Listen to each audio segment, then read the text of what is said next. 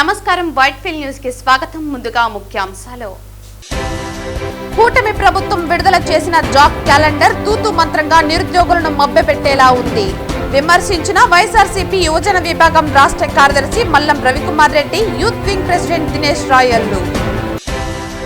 రంజాన్ మాసం సందర్భంగా బ్యానర్లు ఏర్పాటు చేస్తే ఆ బ్యానర్లను తిమ్మారెడ్డి అతని అనుచరులు మద్యం తాగి చించివేశారు ఆరోపించిన షేక్ షావలి. బ్యానర్స్ చించిన వారిపై చర్యలు తీసుకోవాలి, ఇలాంటివి తిరిగి పునరావృతం కాకుండా చూడాలని డిమాండ్. వార్తల్లోని వివరాలు. తిరుపతి నగరపాలక సంస్థ కార్యాలయంలో సోమవారం నిర్వహించిన ప్రజా ఫిర్యాదుల పరిష్కార వేదికకు 39 వింతులు వచ్చాయని కమిషనర్ మౌర్య తెలిపారు. సోమవారం తిరుపతి నగరపాలక సంస్థ కార్యాలయంలో డైలీ వర్క్ కమిషనర్ ప్రజా ఫిర్యాదుల పరిష్కార వేదిక కార్యక్రమాలను నిర్వహించారు. ఈ కార్యక్రమంలో 26 మంది కార్యాలయంకు నేరుగా వచ్చి వినతులు సమర్పించగా 13 మంది ఫోన్ ద్వారా తమ సమస్యలు తెలిపారు. కాగా ఐఎస్ మహల్ వద్ద గల తుడా అపార్ట్మెంట్ కామన్ ఏరియాను ఆక్రమించి గుడి నిర్మిస్తున్నారని, వర్షాలు వస్తే గాయత్రి నగర్, శ్రీకృష్ణ నగర్లో 1 అడుగు లోతు నీరు నిలుస్తున్నాయని, రోడ్లు వేయించాలని, ఇందిరా మైదానం వద్ద టెంకాల వ్యర్థాలతో అపరిశుభ్రంగా ఉందని చర్యలు తీసుకోవాలని, టీడీఆర్ బాండ్లు ఇప్పించాలని, మహిళా యూనివర్సిటీ వద్ద మా స్థలంలో వేరే వాళ్లు అక్రమ నిర్మాణం చేస్తున్నారని ఆపాలని, రాజీవ్ గాంధీ కాలనీలోని కనికాలమ్మ గుడి వద్ద ప్రభుత్వ స్థలంలో అక్రమ నిర్మాణం అడ్డుకోవాలని, అమెరికన్ బార్ సమీపంలో ఉన్న మటన్ దుకాణం వద్ద రోడ్డుపై రక్తం పడడంతో ఇబ్బందిగా ఉందని చర్యలు తీసుకోవాలని, మల్లయ్యగుంట వద్ద పారిశుద్ధ్యం మెరుగ్గా చేపట్టాలని, ఎర్రమిట్టలో కుక్కల సమస్య పరిష్కరించాలని, యూడీఎస్ ఓవర్ఫ్లోను అరికట్టాలని కోరారు. ఆయా విభాగాల అధికారులు క్షేత్రస్థాయిలో పరిశీలించి పరిష్కరించాలని అధికారులను ఆదేశించారు. ఈ కార్యక్రమంలో deputy commissioner Amarayya, superintendent engineer Shyam Sundar, municipal ఇంజనీర్లు Tulasi Kumar, Gomathi, health officer doctor Yuva Anvesh, revenue అధికారులు సేతు మాధవ్, రవి, ఉద్యానవన శాఖ అధికారి హరికృష్ణ, వెటర్నరీ ఆఫీసర్ గుణశేఖర్, డిఈలు, ఏసీపీలు, శానిటరీ సూపర్వైజర్లు తదితరులు పాల్గొన్నారు.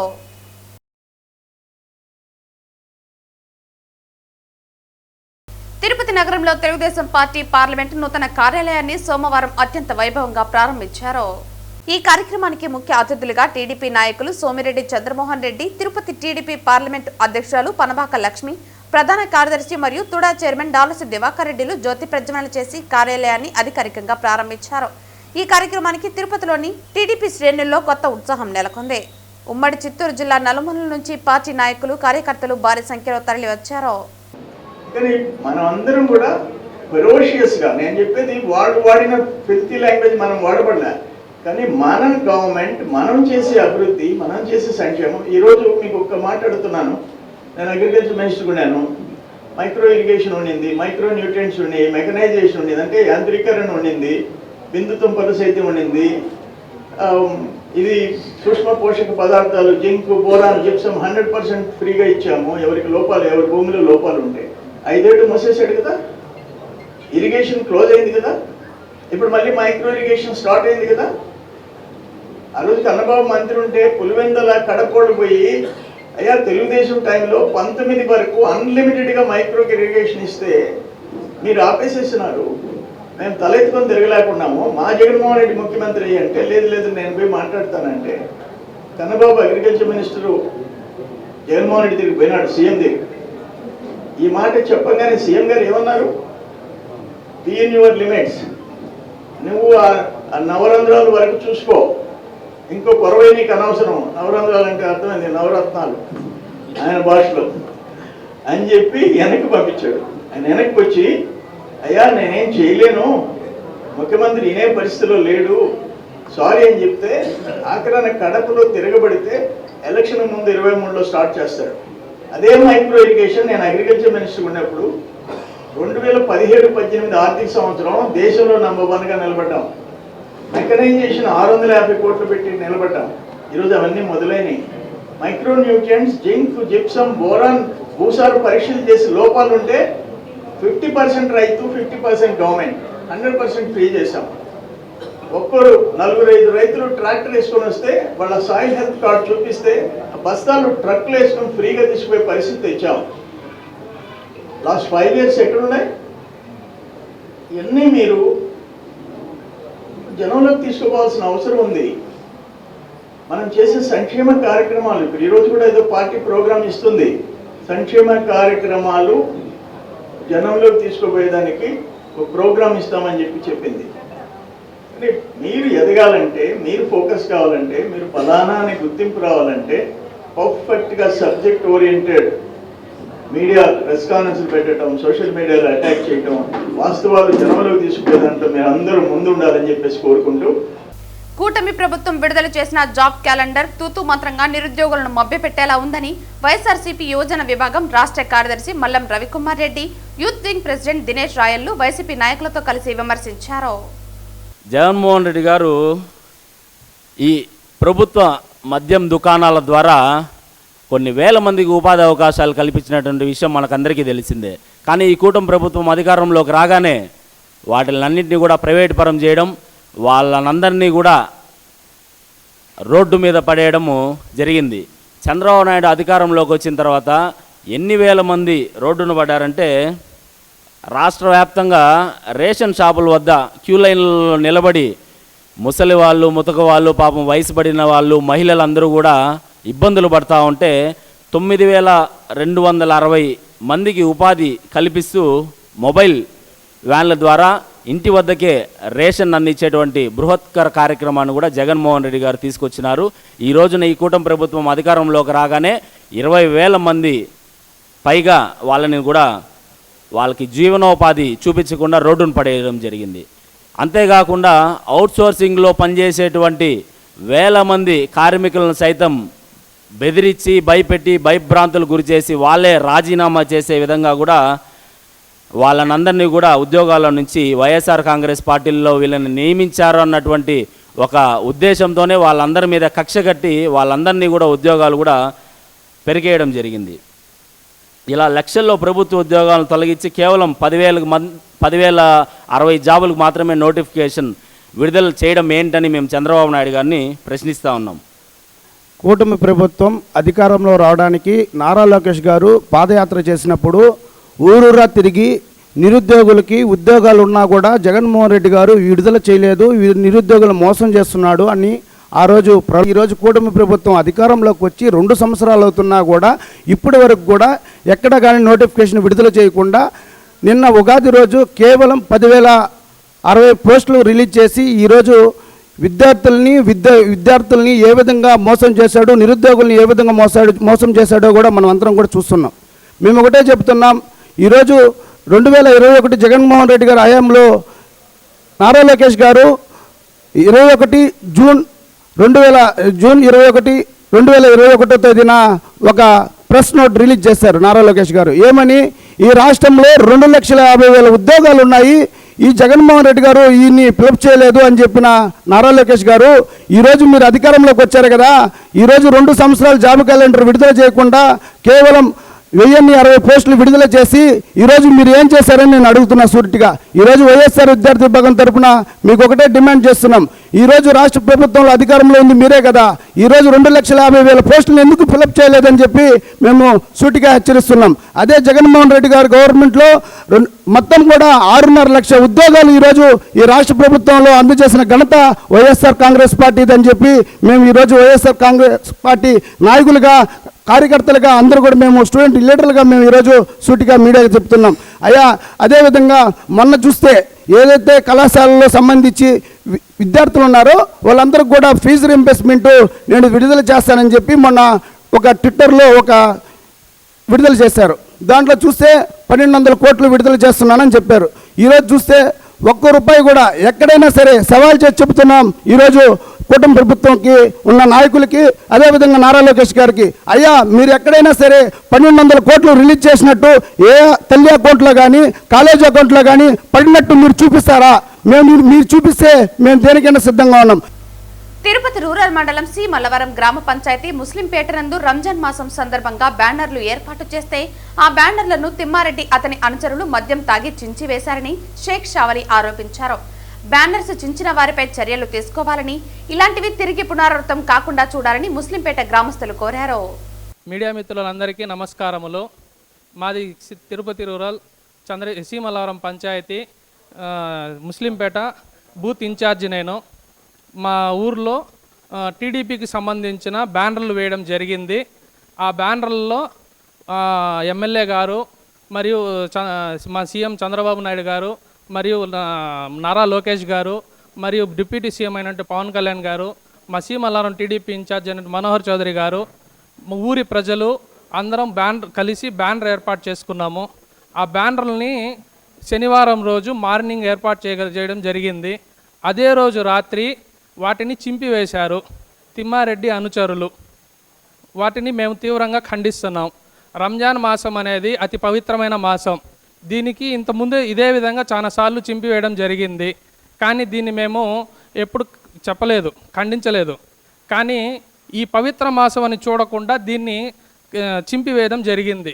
ముస్లింలంతా ఎందుకు అంత వ్యతిరేకత? ఇలాంటి వారిని ఆ పార్టీలో ఉండే అధికారులే దూరం పెట్టాలని మేము చెప్తున్నాం. ఇలాంటివి చేయడం వల్ల మా ప్రాంతాలలో కులమత భేదాల వల్ల ఆడ అరాచకాలు జరిగే సిచ్యువేషన్స్ ఉంటాయి. మాకే రచ్చలు పెట్టే చేస్తున్నారు. దీనిని మేము తీవ్రంగా ఖండిస్తున్నాం. పైగా దీనిపైన మేము పోలీసు వారికి ఫిర్యాదు చేశాం. వాళ్ళు తగు చర్యలు తీసుకుంటామని మాకు చెప్పారు. వాళ్ళు సుమారుగా 3 నెలలు ముందర ఏర్పాటు చేసిన వాటిని మనం ఇంతవరకు ఏమీ చేయలేదు. మేము వాటిని పట్టించుకోం. మా బ్యానర్లు మాత్రమే వాళ్ళు చింపుతున్నారు. పవిత్ర రంజాన్ మాసం అని చూడకుండా వాళ్ళు చింపుతున్నారు. ముస్లిమ్స్ అంటే ఎందుకు అంత వ్యతిరేకత? వాళ్ళ మీద మాకు అనుమానాలు ఉన్నాయి. ఇప్పుడు వాళ్ళ తప్ప నుంచి మాకు అపోజిషన్ అక్కడ ఏమీ లేదు. ఇలా చాలాసార్లు జరిగింది సార్. ఫుటేజ్ వెళితే ఏం లేవు, కానీ వాళ్ళ మీద అయితే అనుమానాలు ఉన్నాయి. ఎందుకంటే చాలాసార్లు ఈ విధంగా చేసినారు. కానీ రంజాన్ పండుగను చూడకుండా కూడా దీన్ని మేము అప్పుడు పట్టించుకోలేదు. రంజాన్ పండుగ అతి పవిత్రమైన చేసుకునే నెల కూడా చూడకుండా చింపినారు. కాబట్టి మాకు చాలా బాధగా ఉంది దానిపైన. జగన్ వర్గీయులు తిమ్మారెడ్డి అనుచరులు రాత్రి 9:30-10 గంటలకు ఆ బ్యానర్లు చింపేయటం జరిగింది. ఇది మళ్ళా రిపీట్ కాకుండా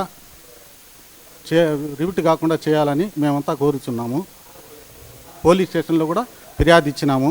పోలీసు వాళ్ళు మేము ఫిర్యాదు చేస్తున్నాము, ఎంక్వైరీ చేస్తున్నాము అని చెప్పినారు. ఇది మళ్ళీ రిపీట్ కాకుండా చేయాలని మేము కోరుతున్నాము. శ్రీకాళహస్తి పట్టణంలో సంచలనం రేపిన కిడ్నాప్ హత్యాయత్నం కేసును పోలీసులు వేగంగా ఛేదించి 2 నిందితులను అరెస్టు చేశారు. ఘటనకు సంబంధించిన వివరాలను పోలీసులు ఆదివారం డీఎస్పీ కార్యాలయం నందు మీడియా సమావేశంలో వెల్లడించారు.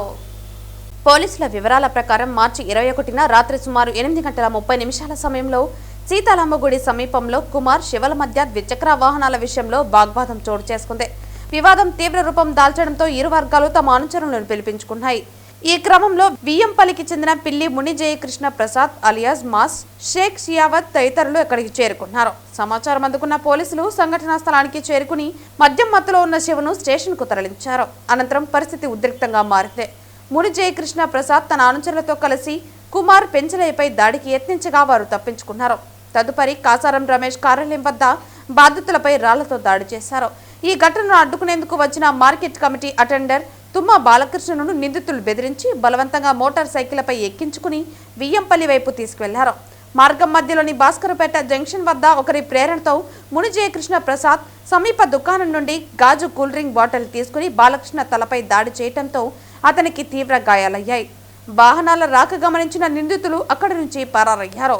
బాధితులు ఇచ్చిన ఫిర్యాదు మేరకు శ్రీకాళహస్తి 2వ పట్టణ పోలీసులు కేసు నమోదు చేసి దర్యాప్తు ప్రారంభించారు. జిల్లా ఎస్పీ ఆదేశాల మేరకు అదనపు ఎస్పీ ఆధ్వర్యంలో డీఎస్పీ పర్యవేక్షణలో ప్రత్యేక బృందాలు ఏర్పాటు చేసి పరారీలో ఉన్న 2 నిందితులను అదుపులోకి తీసుకున్నారు. నిందితుల వద్ద నుండి నేరానికి ఉపయోగించిన మోటార్ సైకిల్, గాజు బాటలను స్వాధీనం చేసుకున్నారు. మిగిలిన నిందితుల కోసం గాలింపు చర్యలు కొనసాగుతున్నట్లు పోలీసులు తెలిపారు. శ్రీకాళహస్తిలో రౌడీయిజం ఇకపైన ఉండబోదని డీఎస్పీ స్ట్రాంగ్ వార్నింగ్ ఇచ్చారు. రాత్రి సుమారు 10-10:30 సమయంలో ఈ సీతాలమ్మ టెంపుల్ దగ్గర శివ అనే అతను కుమార్ అనే అతని బైక్కి ర్యాష్గా పోవడం సందర్భంలో వాళ్ళ మధ్య మాట జరుగుతూ ఉండగా అదే సమయంలో వియ్యంపల్లికి చెందిన ఈ మాస్ అలియాస్ ప్రసాద్ అనే అతను ఎంటర్ అవుతాడు. ఆ కన్వర్జేషన్లో అక్కడ ఇంకో అతను పెంచలైన అతను కూడా వచ్చి అసలు ఇష్యూ ఉండేది కుమార్ శివ మధ్య. అక్కడ వీళ్ళ మధ్యలోకి జోక్యం చేసుకోవడము, ఇగో పోయేసి డామినేషన్ మెంటాలిటీతో ఏదో మాట అనుకోవడం అనేది జరుగుతుంది. ఈ మన అట్ ద సేమ్ టైం బీట్లో ఉన్న కానిస్టేబుల్ వచ్చి శివాన్ని తీసుకుపోతూ ఉంటే వీళ్ళు అరే మా మనిషి మీద కంప్లైంట్ ఇచ్చాడని ఒక అపోహ వీళ్ళ మీద కలిగింది. దాంతో వీళ్ళు ఏం చేస్తారంటే ఆ టైంలోనే ఈ బాలాజీ కూడా వీళ్ళు కంప్లైంట్ శివాన్ని తీసుకుపోతారంటే వీళ్ళు మావాన్ని తీసుకుపోతారా, మావాన్ని కంప్లైంట్ ఇస్తారా అంటే ఒక యువకు పోయినారు వీళ్ళు వియ్యంపల్లి వాళ్ళు. తర్వాత వాళ్ళు అక్కడి నుంచి మన కాసారం రమేష్ ఉన్నాడు కదా, వాళ్ళ ఆఫీస్ దగ్గరికి వస్తే వీడు మన మాస్ అనేవాడు అక్కడికి వచ్చి గొడవ చేయడము, ఫోన్ చేసి పిలిపించుకోవడము. అక్కడ వీడు మన బాలు ఉన్నాడు కదా కంప్లైంట్ విక్టిమ్ ఎవరితో ఉన్నాడో అతను వచ్చి క్వశ్చన్ చేయడము. ఇదంతా కూడా ఏమైపోతుందంటే ఇష్యూ మెయిన్ బండ్లు ఓరి గుద్దుకోవడం అని పక్కన పోయింది.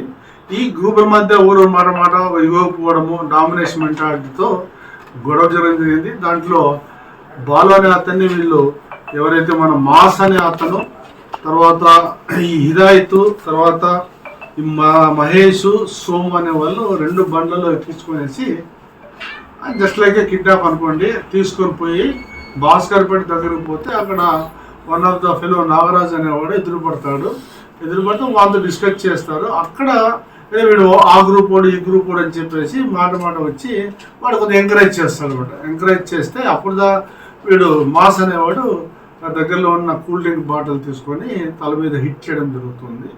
హిట్ చేయడం జరిగిన తర్వాత వీళ్ళు బాధితులు ఎవరైతే ఉన్నారో ఫోన్ చేసి పిలిపించుకుంటే హాస్పిటల్ షిఫ్ట్ చేస్తారు. ఇమ్మీడియట్లీ మాకు తెలియగానే మా ఇన్స్పెక్టర్ సీన్ ఆఫీస్ పోయి హాస్పిటల్కి పోయి విక్టిమ్ ఎగ్జామిన్ చేయడము, కంప్లైంట్ తీసుకొని వాళ్ళ మీద హత్యాయత్నము, కిడ్నాప్ కేసులు నమోదు చేయడం కూడా జరిగింది. వార్తలు ముగించే ముందు ముఖ్యాంశాలు మరోసారి. కూటమి ప్రభుత్వం విడుదల చేసిన జాబ్ క్యాలెండర్ తూతు మంత్రంగా నిరుద్యోగులను మభ్యపెట్టేలా ఉంది.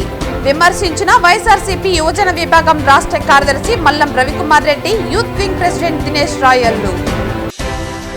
రంజాన్ మాసం సందర్భంగా బ్యానర్లు ఏర్పాటు చేస్తే ఆ బ్యానర్లను తిమ్మారెడ్డి అతని అనుచరులు మద్యం తాగి చించివేశారు ఆరోపించిన షేక్ షావలి.